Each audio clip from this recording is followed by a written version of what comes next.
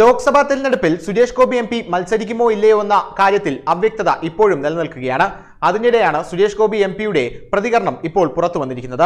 തന്റെ നേതാവ് നരേന്ദ്രമോദിയാണ്. നരേന്ദ്രമോദി പറയാതെ താൻ മത്സരിക്കില്ല എന്നാണ് സുരേഷ് ഗോപി ഇപ്പോൾ പറഞ്ഞിരിക്കുന്നത്.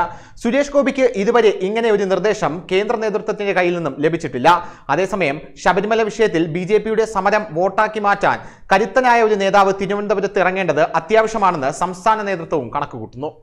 ലോക്സഭാ തിരഞ്ഞെടുപ്പിൽ മത്സരിക്കുന്ന കാര്യം ബിജെപി കേന്ദ്ര നേതൃത്വമാണ് തീരുമാനിക്കേണ്ടതെന്നും അത്തരമൊരു നിർദ്ദേശം ഇതുവരെ തനിക്ക് ലഭിച്ചിട്ടില്ലെന്നും സുരേഷ് ഗോപി എം പി പറയുന്നു.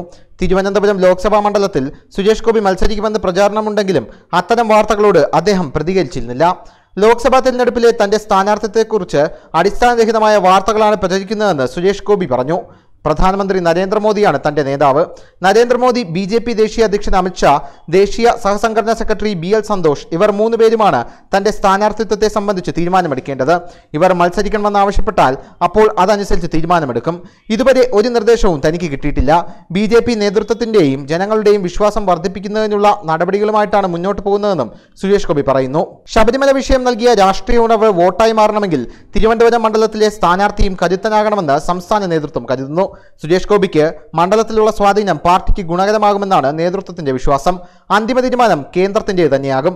ബിജെപി മുൻ സംസ്ഥാന അധ്യക്ഷനും മിസോറാം ഗവർണറുമായ കുമ്മനം രാജശേഖരൻ തിരുവനന്തപുരം മണ്ഡലത്തിൽ മത്സരിക്കണമെന്ന അഭിപ്രായവും പാർട്ടിയിൽ ഉയർന്നു വന്നിട്ടുണ്ട്. കഴിഞ്ഞ നിയമസഭാ തെരഞ്ഞെടുപ്പിൽ വട്ടിയൂർക്കാവ് മണ്ഡലത്തിൽ മത്സരിച്ച കുമ്മനം രാജശേഖരൻ 43,700 വോട്ടുകൾ നേടി 2ാം സ്ഥാനത്തെത്തി. 7,622 വോട്ടുകൾക്കാണ് കോൺഗ്രസ് സ്ഥാനാർത്ഥി കെ മുരളീധരനോട് കുമ്മനം പരാജയപ്പെട്ടത്. CPM സ്ഥാനാർത്ഥി TN സീമ 3ാം സ്ഥാനത്തേക്ക് പിന്തള്ളപ്പെട്ടു. News desk Malayalam express.